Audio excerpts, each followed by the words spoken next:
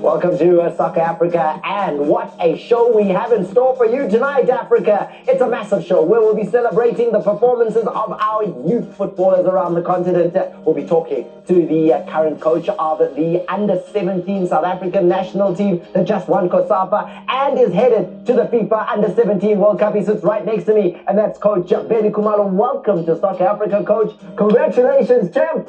Thank you very much. No, thank you very much. Passport ready, and you just took care of business in the COSAFA region. It has always been ready.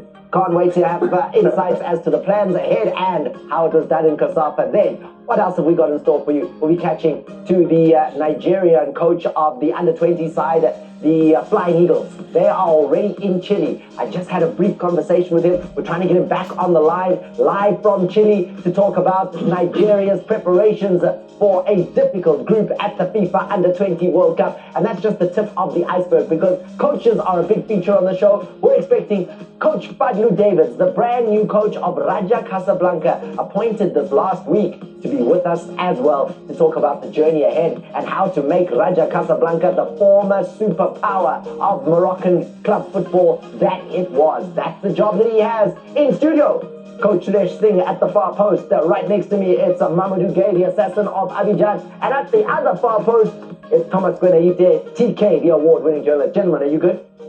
Oh, very good. Oh, you feeling good? You ready? Very good. How does it feel to sit next to a champion coach? Talk. Champion always sit together. Yes. Join champion. What are you the champion of? Huh? What are you the champion of? Of so many things. Like what? Like being the legend of the game. Yeah. And I promise you to show you my World Cup silver medal. What were we doing? Remember?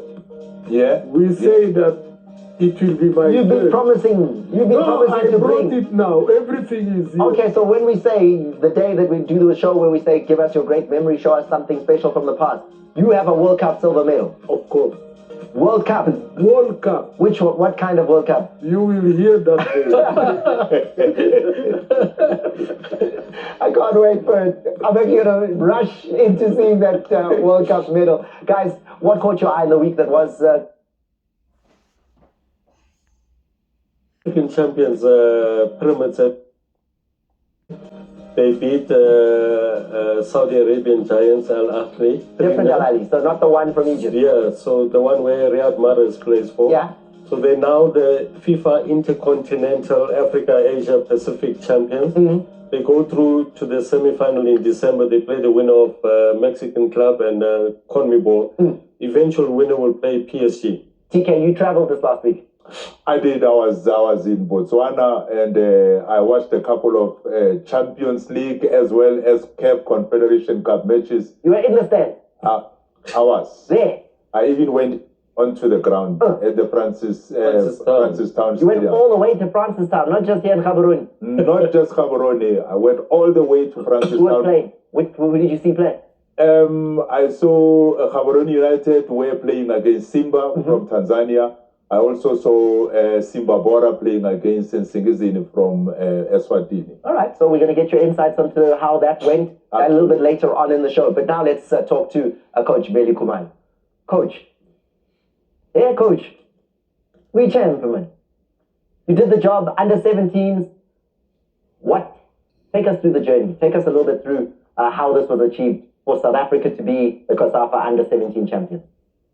Look, this is how it starts. We select players from all the provinces, from academies, and we bring them to the camp, come up with the 20 players, and the 20 went to AFCON. This was a qualifier. So that's, in a nutshell, the plan. And we had 4 sessions.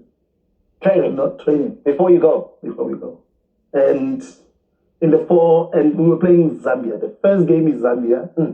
And we all know Zambia. You play in Zambia and it's your first game with 4 sessions. What does that mean, you know Zambia? Mamadou will know very well. And they are good. It's a very serious side. Yeah, so tough to beat. Tough to beat. Remember we played them and we lost against them the previous COSAFA qualifications. But now we play Zambia again and they are on 4. I think they won it 4 times. So we wanted to balance that also. So we have won it also 4 times this time around. So we are equal. And they're very strong. And we played them the first game. We never had enough time to practice. And we gave them 4. Why not enough time to practice? Well, the dynamics, boys are at school and you don't really have enough time. They're at school, you just get them there and then you say, come in. From all the provinces. From the provinces, from academies and all of that. And I think it is very important to indicate that, even say that, to say credit must go to our development coaches. All the development coaches really, they put in a good work for in our youth, in our grassroots. How important are these tournaments? They're very important. Because look, I mean, the boys are already at an academy, right? So they're playing regular football with top coaching. Then you come with a tournament like this for what? Remember, this is a qualifier. You need to qualify for AFCON. You need to qualify for World Cup. So it is very important. This is the other level where we need to expose these boys. They need to see other levels. They need to play against other countries. Now they're playing GDL here. They're playing each other. They're playing in South Africa. But now you expose them to the outside world, and you expose them to the Zambians, you expose them to Malawi and all of that. And it's a different ball game altogether. And I'm happy with the boys, the way they played, and the contribution of the coaches, the parents, the schools, even SAFA at large. And I think they did a great job. We're looking at the final here. Tough final? I think fatigue. They were very tired. My boys were very tired. I think the game took a lot from them, and it was tough. I think this team is a good team. Angola, they had a brilliant team. This is more or less the standard of AFCON. So they gave us a good standard of AFCON. But more than anything else, we are happy that we are through to the AFCON. So if I may ask, Coach, this Angola under-17 and your under-17 have qualified for the Africa Cup of Nations. The 3 teams are qualifying. The bronze winners. The bronze winner as well, which is Mozambique. Mozambique. Yeah. So Mozambique, South Africa, and Angola have qualified. They are going to represent the region, our region, COSAFA, in AFCON, in Morocco, next year, March. And then, now that this job is done, there's still the big job. The World Cup. The World Cup. Yeah, the big cup, the World Cup, and it's another team. Remember, it's a team that has qualified already. Yeah. So this was a new intake, the ones that are going to AFCON. It's a new team altogether. Remember now, because some of them are too old now. Yes. This is how it works now. World Cup, it's annual. It's every year for Under 17 World Cup happens every year. Every year. The FIFA Under 17 World Cup is yearly. It's yearly. Right. For the for the next 5 years. Correct. So we must manage that part where you always, for instance, the team that qualified for the World Cup, they are 208 born. And these ones that qualified for next year, they are 209. So the next intake will be 2010 until 5 years. So that is where it is. It is very hectic. You don't have time you don't have break in between. It's qualification. We've qualified last year. We have qualified this year. We're hoping to qualify next year. What are the prospects at the FIFA club? I mean, at the FIFA Under 17 World Cup. What are you feeling the chances are there? We have talent in South Africa. We are in a group of the host, Qatar, with Bolivia and Italy. Yeah. You. Should I say you? No, you don't have to. Are Italy strong at Under 17? Because I mean, Qatar, Spasan. But they are the host. It's going to be. You look at them. The Qatar, the first game they're playing against Italy. Chances that they will lose, and the second game they're playing us. They don't want to lose against us. They will not afford to lose here. 2 games. So it's going to be a little bit. We have done our calculations, but I think we stand a good chance of coming out of the group stage and then maybe go for knockouts. And right now, there's a couple of days before the tournament starts in Qatar. Yeah. How has been your preparations for the World Cup? Look, bearing the fact that most of you, in fact, your squad members are still of school-going age. Yes. Look, in June, our under-17 went to play. Our under-17 went to play under-20 Zone 5, where we played the same Zambia, all these COSAFA teams. Yes.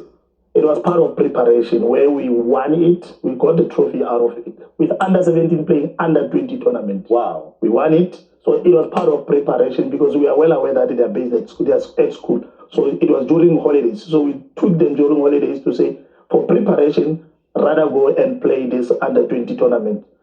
Only to find that with our talent, we managed to win that tournament. So it was a good preparation, I think. All right, so let's just confirm things that are taking place as far as the under-17s are concerned, because I did promise you we'll be looking at under-17, we'll be looking at under-20 football, and the World Cup that's about to begin this weekend, the under-20 FIFA World Cup, and we've got 4 nations playing in that. We also have nations playing in the under-17 World Cup. Africa is doing the business. I mean, even if we talk about the Ballon d'Or, I mean, everyone was involved. There was an African, and we'll talk about that a little bit later on in the show. But no, you're right, Thomas. You know, I think for me always the talent pool is in Africa. Whether they go and represent France or represent Brazil, the African heritage is there. So the talent pool is enormous in Africa, you know. So when we look at the under-20 groups, as far as the World Cup is concerned, we have got some very interesting groups for the under-20 World Cup, and it is not going to be easy for the African nations. You've got Egypt, they take on Chile, Japan, and New Zealand. Morocco take on Brazil, Mexico, and Spain. South Africa are in action against France, the USA, and New Caledonia. Yeah, I was like, where's New Caledonia? Oceania region. New Caledonia. I was like, okay, that is something for me to learn. And then Nigeria's Flying Eagles take on Colombia, Norway, Saudi Arabia. And they've got 2 European sides that have to play against them. Coach, that's something that's, it comes up when they say, hey, you've got to play against, a couple of nations from Europe. Is it tougher at youth level? Are they more organized? Are they more physical? Are they bigger? Are they stronger? Why is it that when you've got a group that says, oh, it's filled with European nations in it, you have to be more worried? Not necessarily. I think with our preparation, we played Colombia, and we managed to play very well against them. And if you look at Comoros that we beat 7-0 just now, most of their players are from France, and they are based in France. So I'm not so sure where is this coming from. I think things have changed. We are right there with the rest. That is why you see our under-20 going to do very well. I'm very positive. All right, let's talk a little bit about the under-20s, because we're in Chile now for the next conversation. And joining us out of Chile, head coach of the Flying Eagles of Nigeria, Coach Aliu. Welcome to the show. How are you?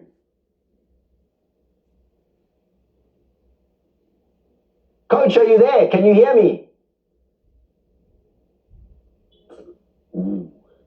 Coach? I'm sure he's on mute. Yeah. Well, the coach is standing by, and I'm trying to just check if I can get to the coach to unmute himself there, because I did have conversations with him a little bit earlier on. Everything was perfect. But let's talk about the Flying Eagles. Let's talk about Nigeria being participants in this, because that is the most successful nation when it comes to the Under-20 World Cup. I think this is their 14th Under-20 World Cup, and don't say anything. Please don't say anything. Because I can see you are just ready. You're just ready. They have done, and they've gone to 2 finals, have the Flying Eagles of Nigeria. So it is a nation that are formidable when it comes to under-20 football. Definitely, Thomas. It goes back to what we spoke about, the talent pool. But the thing is, that success doesn't translate at senior level, They dominate the Youth World Cups, under-20, under-17. But when you look at it, does that talent filter through to the senior? Yes. Years ago it did. Not even now. But Victor Osimhen played under-20. One player. Mikel Obi played under-20. Yes. Samuel Chukwueze played under-20 at the World Cup. Right. But what I'm saying is that should be a natural pathway. You're looking at the South African structure, under-17, under-20, and Bafana. You look at how many players come through that pathway, So that's the difference, I think. Yes, Nigeria will always be there. But these players, they get lost in the system because there's no cohesive structure in place. Coach, let me see if I can get to speaking to the coach up in Chile. So, Coach, I can hear you. Can you hear me, Coach? I know adjustments are still being done up in Chile, and it's a long way away, and we have a time difference. But hopefully the coach will be taking his seat very shortly, and we'll be hearing from him. Coach Aliu, are you with us now? There you go. Coach, can you hear me? Hello, it's South Africa, Chile, can you hear me?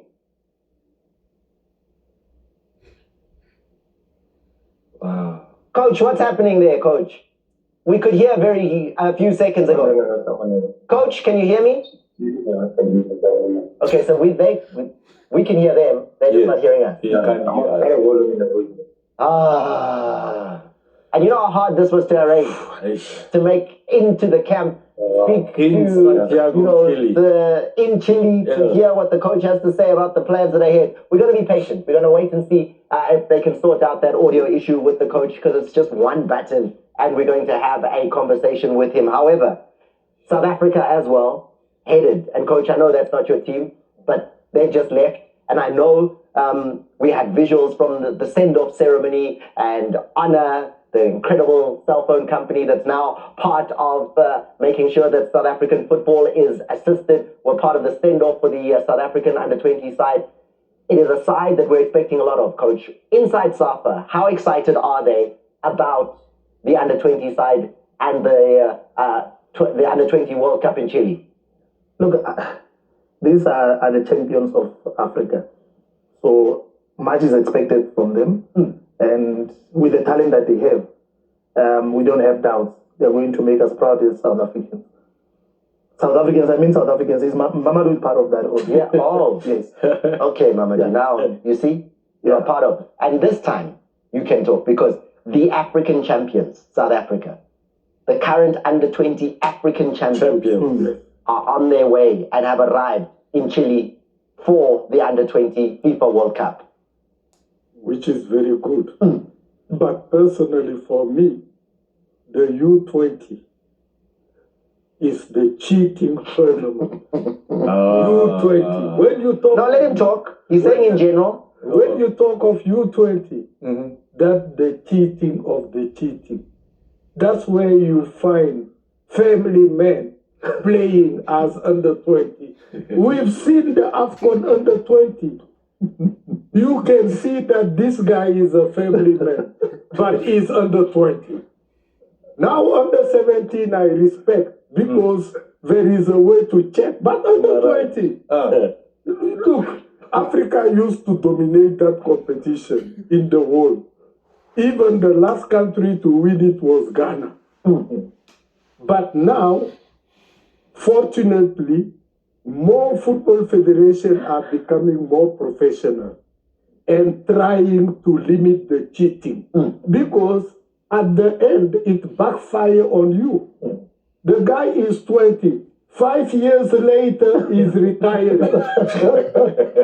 This was the send-off, right? This is how the under-20s were sent off by the South African Football Association. Honor was responsible as well for making sure that the team got the send-off that they deserve. There you see them in the background.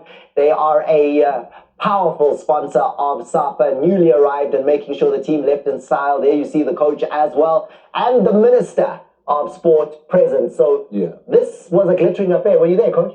No, I wasn't there. I wasn't. Coach, no seat. It was full. We can see. No space there as far as the send-off is concerned. But the president of the Football Association, you can see he's beaming. He's feeling good about what's expected, TK. Yeah, I think there is a lot of excitement about this particular team. The way they won the AFCON to become African champions. For the first time in the history of South African football, we have a youth team as champions. And so it is quite exciting. Pity though that the man who kept Lukman into his pocket will not be going to... You call him a man, he's still only 19. Mbogazi, the Orlando Pirates 19-year-old. He's one of a couple of players who will not be playing the Under-20 World Cup. Chandra Campbell, Club Rouge in Belgium also saying that Chandra cannot leave. We really need him.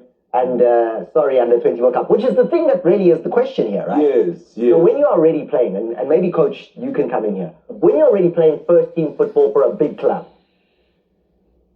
What do you think in terms of the priority of going to a then FIFA Under-20 World Cup, right? You're already playing highest level. You're Mbogas, you're going to be playing Champions League, CAF Champions League, you're playing Betway Premiership, you're playing against the best on the continent. Even with Bafana Bafana. And you're with the national team with Bafana Bafana. Now they say Under-20 World Cup. Should you be prioritizing that? Look, I think Bafana Bafana is the ultimate for him. Yes. So he's already there, but he qualifies for these junior tournaments. But Bafana, he needs to come and help Bafana Bafana. I think that was the priority for him. So not yes, he's going to miss out on... Because if he went to the World Cup, then the qualifiers for the World Cup, he'd be missing. Yes. He will definitely be missing, but for a good cause. But okay, let's assume the player doesn't play for the national team as well, but he's a senior player at his club, a regular. Then it's a different story altogether. I think... Here's Chandra Campbell, for instance. He's not a Bafana player, but he's playing for Club Brugge. Look, I don't know whether he's happy with that. He was supposed to be exposed to his peers in the world stage. I think he needed that. He was even maybe to be exposed even better. But for him, I feel for him because he's not in the Bafana Bafana. And he will not maybe get even to be called in for another stage. You'll never know. But for Mogazi, I think the stage is okay for him. For Bafana Bafana, and he's playing for Pirates, the big team. So this is good for him. Coach Aliyu, we're going to try one more time to see if we can get the Flying Eagles of Nigeria's coach to speak to us. Coach, how are you? Can you hear me now? I'm fine, I'm good. Wonderful! Wonderful! How is Santiago, Chile? And how are the Flying Eagles acclimatizing and preparing themselves for what looks like a very tough group? I don't think there is anything tough in the group. There is no any group that is not tough. It all depends on your preparation. If you think there is a group that is not tough, maybe we'll go for it, but certainly, joke about it, I know it's going to be highly competitive, but I think our level of preparedness is what is going to determine the outcome of who succeed or who makes it on the group. And what level do you feel the side is at when it comes to its level of preparedness? Pardon? What level of preparedness are you at as we talk to you right now? I mean, we are prepared, considering the fact that before coming to Chile, we were in 3 consecutive camps, different camps, with a minimum of 6 weeks at each time, which I believe that has really helped the team. That put the team in a good shape. I believe our preparation is not bad. We had a good preparation. That's incredible. Even though it's not the best, but yeah. The NFF arranged 3 camps for the Flying Eagles, 3 separate camps, 6 weeks each, to prepare for Chile. Yes, the NFF did that. They did that for us. In between the camps was the one we went for Waku B. We played Waku B. After coming back from Waku B, we continued the camp up till this time. So, Coach, I mean, I thought to myself, you were hired, you were put into the job earlier on this year. You are now in charge of the most successful African team when it comes to Under-20 World Cups. Are you feeling that pressure of the previous generations of Nigerian teams that have gone to the Under-20 World Cup? 2 of them have reached finals. 2 in 2023, the Flying Eagles reached a quarterfinal. We're looking to you. I don't think it should be pressure, but rather I think I should have used a word challenge. It's a challenge on me and the whole team entirely. Like you said, the team was in final 1989, even though most of the players were not born then, and 2005, if I'm not mistaken. Yes. And the last edition, they were in I think they got to the quarterfinal stage. 2023 quarterfinal. Yeah, that's it. So we shouldn't look at it as a pressure. The only thing is it's a challenge to everybody in this team, in the camp. We know that we need, and Nigerians don't want to hear anything. If you cannot surpass the previous record, it's as good as you have not done nothing. So I think that is what is moving us. Coach, and I believe it's going to serve as an encouragement and motivation for us. I'm sitting here with the South African Under-17 coach with me in studio, and he was already planning because the Under-17 World Cup is coming, and he said, the first game, Italy and Qatar, they're going to do this, and then they're going to do this against us. So I thought to myself, when you look at your fixtures, what are you expecting and how have you sort of prioritized the games? Are you saying we must win all of the games? Are you expecting a game where you say a draw is okay? Like, what's the plan? I think in our group, we have studied all the three other countries in the group, and we have planned a way of tackling each match as it progresses. And that was even part of the reason why we have to play South American team, which is Chile, and play Australia to get a team that is similar to the possibilities of what the opponent might come up with. That's why we decided not to play any African team. Ordinarily, we had an opportunity to play Egypt, Morocco, but we turned all those down. We're looking for a position that looks similar to what we are likely to see. So we have really worked on that to know our opponent, and we are working on how to approach the matches. And I believe we are going to come out of the group. What are the strengths of your side, Coach? What is it that makes this Flying Eagles side a difficult team to beat? If you look at all our matches in South Africa, I think keeping possession is our best quality. Even when we lost to South Africa, I think the only opportunity they had was the one they took. We dominated the game all through, and they were not only that was not only even all the opponents we played. You mean at the strength of the team at the under-20 AFCON in Morocco? You're talking about that now? Pardon? I'm saying you mean at the under-20 AFCON in Morocco? Yeah, sure. Yeah. So in Egypt. In Egypt. Okay. So the strength of our team is ability to retain the ball for a longer period of time. Even though during AFCON, we had little problem with our finishing, which is the area we have been working on seriously. But I think the main strength of the team is our ability to retain the ball for a longer period of time ahead of our opponent. And I believe that is going to be a very added advantage for us when the World Cup starts. How's it, Barbo Arieri, your big man up front? Is he looking good? Pardon? Your striker, Arieri. How is he? Oh, he's good. He's in good shape. He's in good condition. And I mean, there are a couple of players that I know that we're looking forward to seeing. I'm looking at Daniel Daga in the midfield. I'm looking at Kamal Dean. These are players that we're being told are key. They're all fit? They're definitely. All of them are in good shape. They're in good shape, and they are waiting for the big day, for them to be able to showcase what people think they can do. So I believe the camp is good and everybody is in good shape. Coach, of all the players that you selected, were you able to get all of them, or some of them could not be released by their clubs? Yes, we have worked out our plan B. In every position that we invite a player from foreign club, once we realize that the response is not what we want, definitely we quickly switch to our plan B. Those that are readily available within the country. That was exactly what happened. Like there's Emmanuel Chukwu, he was he played for Hoffenberg, I think, in Germany. He was in AFCON, but they were playing pranks. They didn't want to release him. When we realized that, immediately we went for the second option that plays in Nigerian league. So we planned for all the positions that we are trying to bring in players from foreign clubs. Once we realized they will not release them, we quickly switch to plan B. So that was exactly what happened.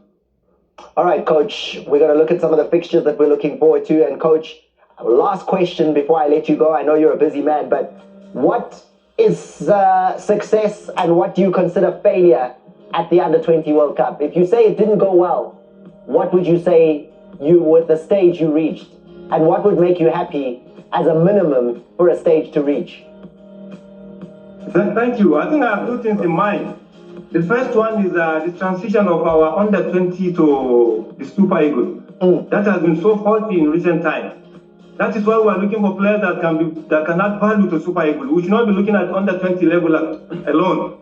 That's my number one priority, to make sure that all the players that partake in Under-20, at the end of the tournament, they should be able to at least 1, 2, 3, 4 graduate to the Super Eagles. That is the kind of transition we want. And the second one, I'll be a happy man if we can surpass the record of the previous, the record of the Under-20, the Flying Eagles. So those are the two things that will make me happy if eventually it comes to pass. Coach, all the best. Good luck, and as Africans, we know you will do that. Thank you very much. My regards to everyone in the studio. Good Thank luck, you very good much. luck, coach. Thank you very much, coach. Bonne Thank you. chance. Thank you. Thanks, coach. Confident sounding coach. Very, but it goes back to what Mamadou was asking to say, in terms of preparation, they had 6 weeks. Are these boys at school? Are they not at school? And now the tournament will start. Obviously, it's going to be more or less 3 camps of 6 weeks. So these guys, they are not at school. They are not at university. So they're under 20, right? So it's easy to be finished with school. I'm looking at our under 20. Most of our boys are still at school. And they are under 20. That kind of thing. Yes. Yeah. So how is the arrangement then? Are they having people to help them within the camp? Or are they family? That's something that caught your ear. You really were like, how are they doing that? Yeah, how are they doing it? How the preparation of a good preparation like this? And it sounds good because the time was given to them. But at the same time, you say, are they full time in national team? Or are they having families like Mamadou was saying to say, no, in under 20 you have big boys that have parents. Well, he mentioned already some of the boys that he was looking at that are playing already in Europe. You might find that, when you're at that age in Europe, you have a tutor, you'll be able to catch up. And some of them are just maybe boys are not interested in studying, right? They're just full-time footballers. Right. If that is the case, then it's okay. Let's hope that they're in the correct age. Almost also, I think one of the important things that came out there is the proper preparation, And I feel for Coach Vela, Raymond, in South Africa, we don't give our coaches enough time. I mean, Nigeria has been there. They've played 2 friendly games. They played Australia and they played Chile. Egypt was there 10 days ago. South Africa only landed there today, I think. So, and then they won't even have one Tuesday. And they play their first game on Monday, I think. Monday. So, Sam, we have good players. We have passionate coaches who work. But I feel our association doesn't give them enough preparation time, I don't know. I don't know how long. That's the fact. I mean, I don't know how long, what the rule is in terms of how long you must arrive before your game.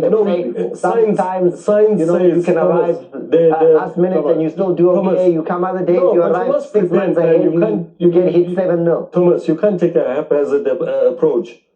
You can't take a haphazard approach.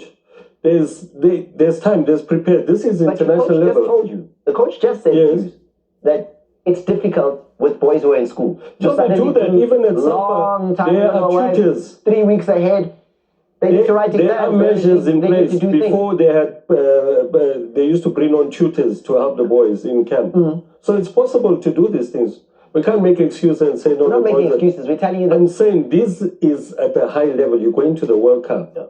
There should be adequate preparation. My point exactly, because this is the World Cup. This is not. It doesn't get any higher than not that. Yes. This is the World Cup, and I think how long ago did our boys qualify for the World Cup? That's almost 3 months, 4 months. In May, they qualified in May. Surely you should have. Surely we should have sat down and said, this team has qualified for the World Cup. How do we help them prepare for the World Cup? How do we go to if there are some of them are school going? How do we go to the schools? CK, you have the answer of all that. What is the answer? We discuss it week in, week out. Your SAFA is broke. Your SAFA is broke. It's about possible. money. It's not possible. It's what I want to know. Hold on. I've got the coach here. I need the coach. We'll talk about this. If you don't have money, what can you organize or do? Coach, what is the gold standard in terms of how much time do you need? Like, if you were saying, listen, in your dream world, if I had 1,000 tutors and I had more money that Mamadou would find somewhere, what's an ideal situation for you? To have them forever. As long as you can, right? As long as you can. Yeah, I think to have the team meets. For instance, you even think that because there's GDL, Gauteng Development League here, you register those boys there, they play the GDL. Then you get them better, will qualify to each and every competition. You go to the World Cup knowing that the team is ready because they are forever together. They are playing the leagues, the local leagues together. And Coach, I listen to my wise men here and I think to myself, what must we do to make them happy? You win COSAFA. You go and qualify for the World Cup coming up later in the years, under 17s. The under 20s win the AFCON. as South Africa. They're going to the World Cup and they participate. And then all I hear is, no, but we should be doing better. What more? Let's help them to what perform. More? Let's help the guys them are to doing perform. the job with the situation as in what more? So imagine if we give them good support. How much more they will You can't achieve. do more than win an AFCON. You can't do more than that. You won. So you're going to the World Cup. Yeah, and then we're going. Yes, and let them go and do well there, but Let's provide talk them with after the we support. come back and say, okay, no, there was a lot Before of... going to the World Cup, Yes. 4 countries. Yes. We spoke about the preparation of the 3 other countries.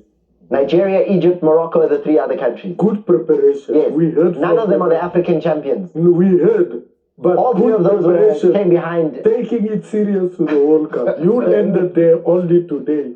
You didn't do any friendly, any preparation. And we know why. Because the FA is in shambles, in disrepute. Let us go We to a speak quick break, about it Mamelodi. week in, week out. That's where the problem is. I don't see a problem when the team is qualified. Oh, but if the FA cannot bankroll them, even to camp in South Africa. We had a nice for a send-off. week. The minister was there. Sponsors were there. Thanks to the Chinese cellular company. That's what you need. They back your I side that is said successful. thank you to them. And they're backing an And association also, that is Thomas, successful. thanks to the DDC league, these players are getting exposed at a high level.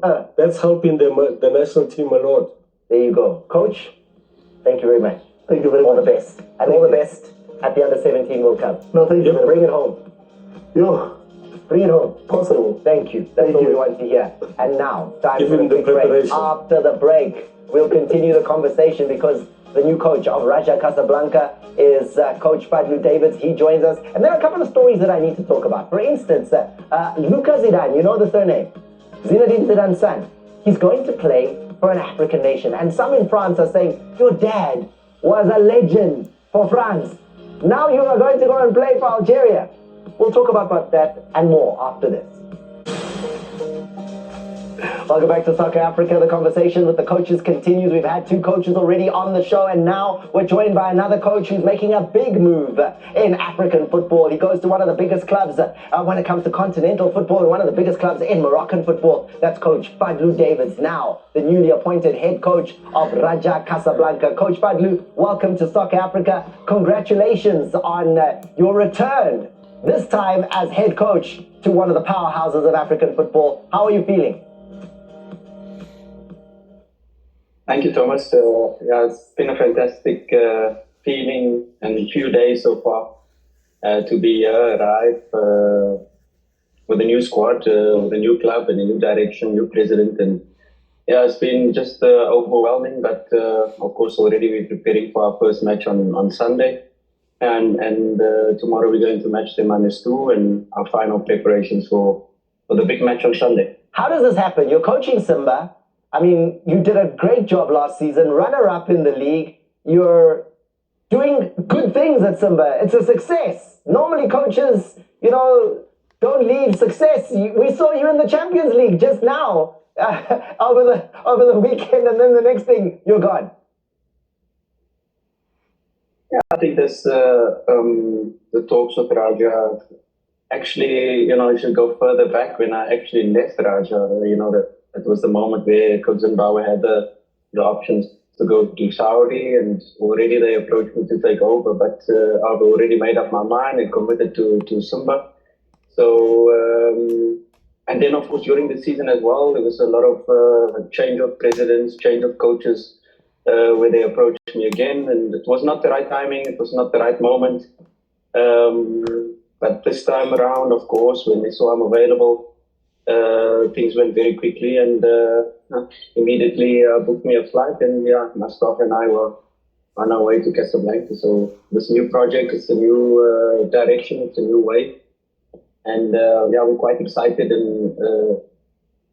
of course a lot of the players we know from before, but the new players and the new project with the new president makes this project this time around very, very exciting. You don't like things to be easy, Coach. With Simba, 25 wins last season, 2 losses. It's going smooth. Now you go to a Raja side that were 5th on the log last season, 22 points away from the top of the log table, and surely there's work to be done You know, there's a lot of expectation that you are now the coach that needs to take them back to at least position 1 or 2 so that they're back in the Champions League.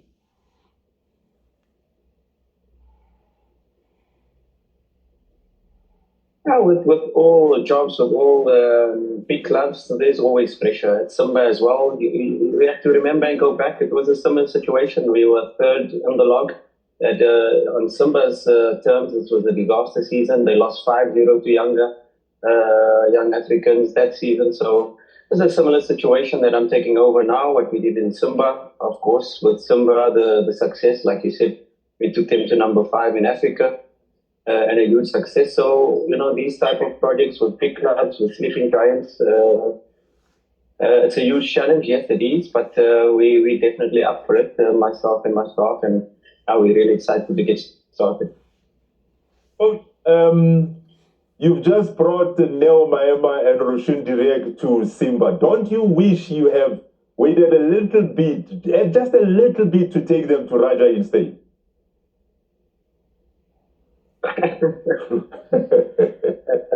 Those are two top signings, but you know, I can say the same for the other 10 signings that we made. You know, we built the squad just in relation to what we can expect of Champions League, and you know, Simba fans and the Simba club should know now that they have a huge, fantastic foundation set.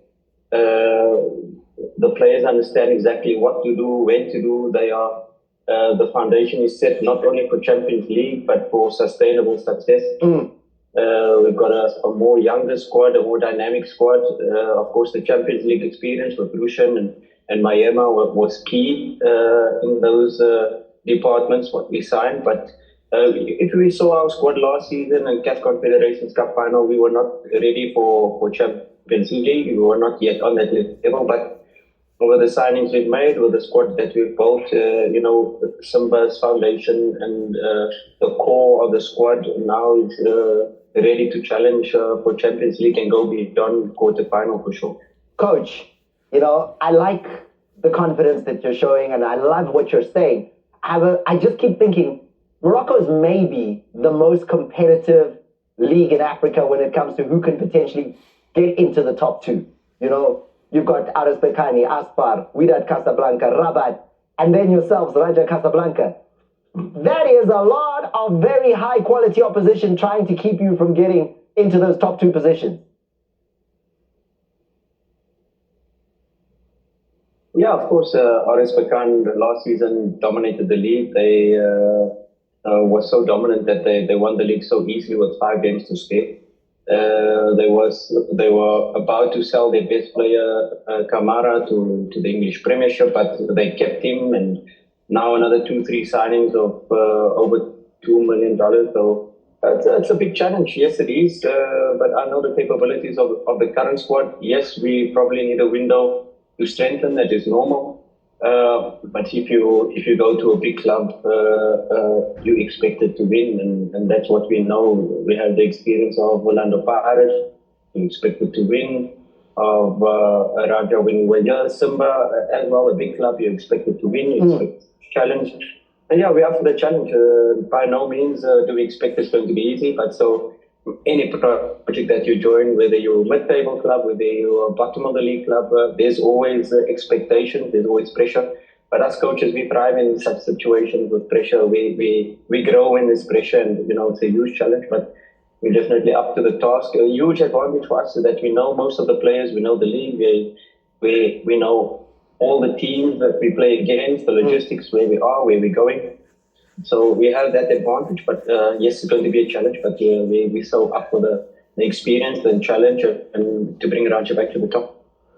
Fadlu, has there been any specific mandate given to you in the next 2 years to achieve? You've got at least about 12 new players coming into the squad.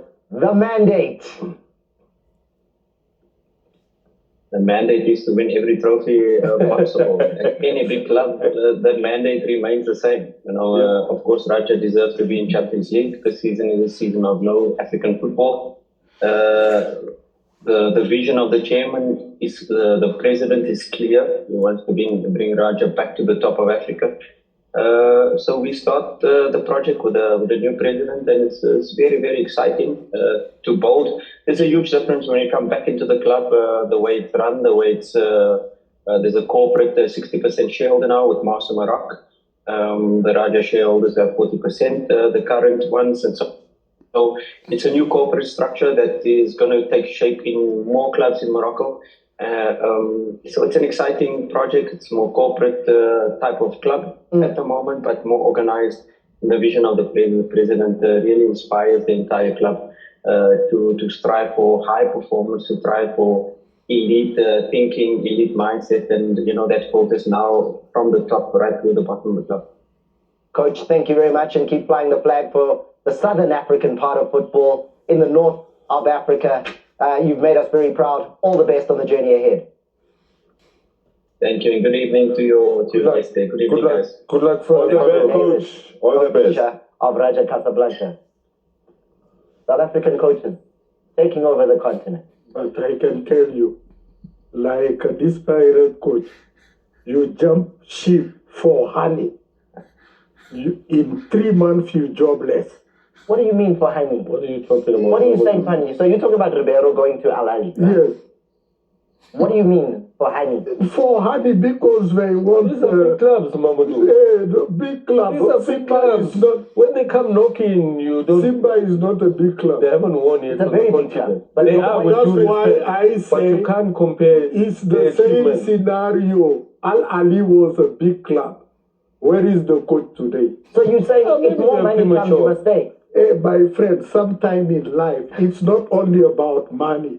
It's about the principle. Oh, yeah, he knows the club. He what's has the worked there principle? before. They won the double before. He knows the culture of the club. Now he comes back as a head And coach. he knows that 3 games, no win, you pack and No, I think they're a bit more organized. Hey, Raja, it's the supporters. Yes, it's but not the big anyone. It's the supporters. I'm They sure will Fadlu come did for his you. homework. Why do you feel like you can't succeed? And let me tell you one thing.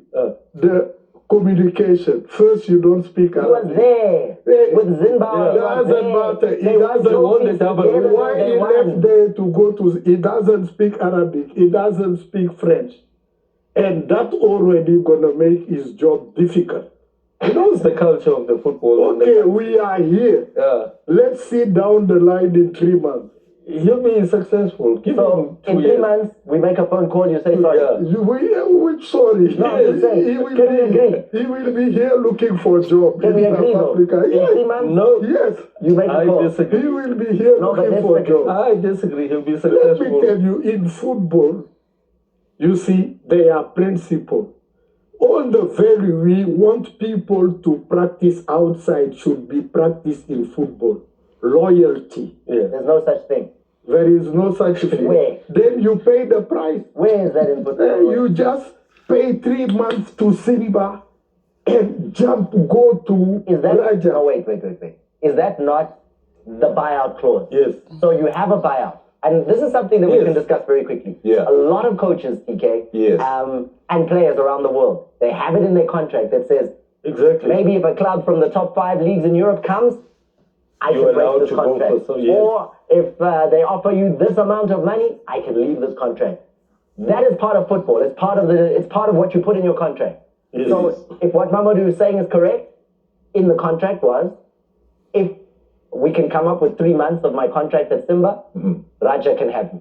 Correct. I think that is the kind of contract So that there's no, clause, yeah. everyone knows that. Even Yes. Simba knows that when they sign the contract, that at Correct. any time, as long as someone comes The with this clause are amount, met. Yes. the guy can leave. Yes. So then what loyalty do you want when you agree to the contract in the first No, place? let me tell you, there is contract.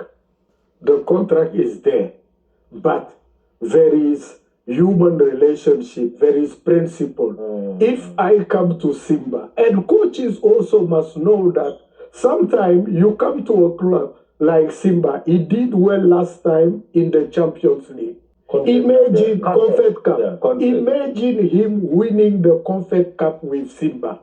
His CV. He's in the Champions League now. But also, Mamadou, the It other will be side, a different But he's ball the game. the other side of it, With Mamadou, Champions League coach. Simba moved up. Mamadou, the other Yes. side of the coin. And you leave it to go and play for He a signed players. He said he signed players. No, Made but them he leave the Champions League to go and play a league. to help Raja get This to is the when Raja help. He was big stuff. attracted. We're going to a break, guys. This conversation is endless. This is South Africa. After the break, that's Zinedine Zidane's son story. I have to talk about it. It's after this. Stay with us.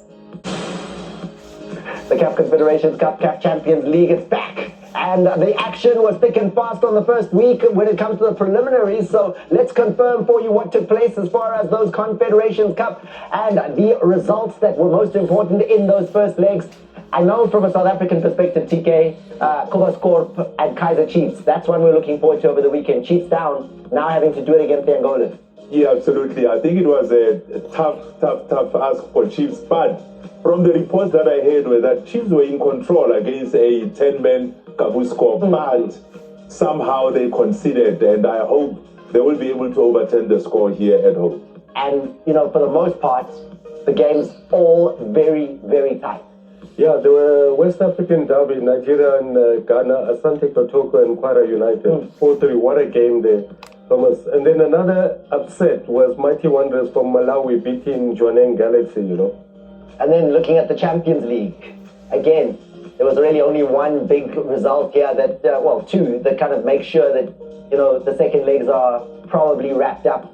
And that would be Diodi against Orlando Pirates, the Lesotho side catching 3. And then when we look at what happened with Remo Stars, they made sure of things at home with a 4-0 victory there. But otherwise... And Mamadou's Asek Mimosa lost to Zambian Power Dynamo. Too much to say today, Mamadou, but you're not talking there, Asek. Just 1-0. What do you mean? 1-0. Yes. Yeah. They will see. In Cote d'Ivoire. They will turn it around. Huh? Yeah. They'll turn it around. In the 5-star stage. I know you were on the ground. You did some interviews there. Who are you talking to? I spoke to the coach of Nsingizini, Mandla Kochi. He's actually a former Orlando Pirates youth coach. Okay. He's now head coach of Nsingizini. And I also spoke to the coach of Simba Bora, who is Joel Lupasha. Lupasha, incidentally, was coached by Mandla Kochi. You know, so it was an interesting game, quite a wonderful game. Sadly, Nsingizini, despite the possession, they lost to Simba Bora. Well, let's hear what the coaches had to say and what TK brought back for us on his trip to Francistown.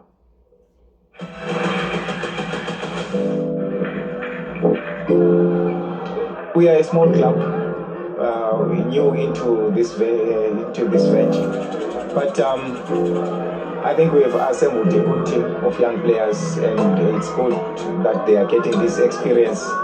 And it was difficult getting into the unknown territory because we had not seen this team play, so we were just gathering facts from the people that they know. But I'm happy that the boys, they managed to play according to how we wanted them to play. The way we worked and the way they performed here, I'm very proud of them.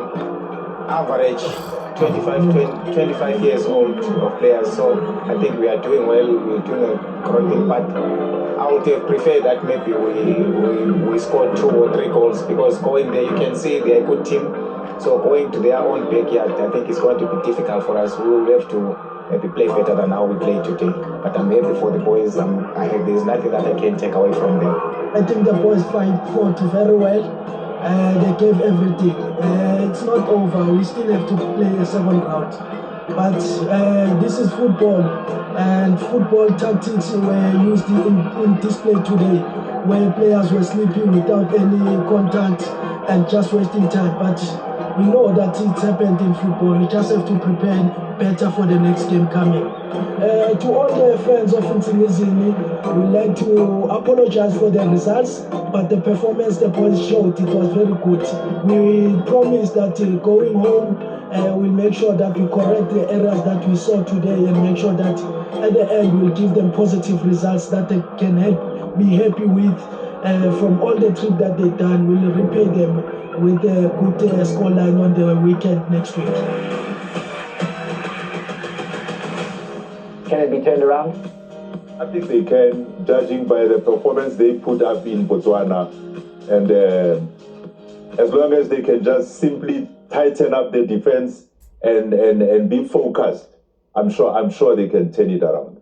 It won't be easy, but I'm sure they can do it. Let me do this right now. The Lucas Zidane story, we're not going to have time to talk about tonight, but we will do it, I promise you, next week. Guys, I need to wrap things up here with the one thing. Yep. Do they need to change the Ballon d'Or's name to Ballon Africa? I think so. Because if we look very closely, African heritage. Dembele, yeah, France, whatever. Yeah. But if we look closer, where's he from? His parents are from Africa. His father is Mali, mother Senegalese, Mauritanian. Then second position, Yamal. Moroccan parents. Then when we go fourth position, Mo Salah. Mo Salah, Egyptian. Egypt. And then we go sixth position, Ashrim Hakimi. Morocco. Then go the other side, on the women's side, the young girl player of the year, Vicky Lopez from Barcelona. Her mother is Nigerian. And then when we go to 21st position, you've got Gurase. He's there as well as an African out of Guinea. Yeah. So, one thing that I needed to mention very quickly here, guys, is that when we go to last year, in the top 30, we had one player out of Africa, like an actual African, let's jokes aside. And that was Ademola Lookman. This time, we had 3 in the top 30. Africa is making its strides, Mamadou. We're showing. Look, Africans are the best footballers in the world. You can see it in Europe. And I was shocked. I was watching the World Athletics. Yes. You go to Germany, the best athletes are black. Yes. You go to Spain, the best athletes are black. Switzerland. To Switzerland, to Qatar. France, to Qatar. All of them. But I think the departure of Lionel Messi and Cristiano Ronaldo has opened up the door for Africans. Yeah. To dominate the Ballon d'Or. They're even importing Africans to Brazil. Thomas, you look at it all Brazil. The Brazilian players themselves, their heritage is African heritage. You look at Vinicius, his family roots were traced back to a village in Cameroon. So that's what makes Africa so special. We have so much talent here, you know. We just have to take ourselves serious. Have a proper preparation when we go to the World Cup, and realizing that when you are at the World Cup, it's not party. And before anyone at home says, what do you mean they're taking African players in Brazil? Yes. Bilal Brahimi, he's an Algerian. He's now just signed with Santos. He'll be playing his football with Neymar. They came and fetched an African and said, come to Brazil to add more firepower to Brazilian football. On that note, guys, that's Soccer Africa done. Thank you very much to Mamadou, to Sidesh, as well as to Thomas Kwenaite at the far post. Thank you to the coaches, especially Coach Fadlu, who came through to us. I know he was under a lot of pressure at a new club to make time for Soccer Africa today. Having joined Raja Casablanca, we appreciate that. To the Flying Eagles coach as well, Coach Aliu, leaving his opportunity to be with his players in Chile to join us in that competition.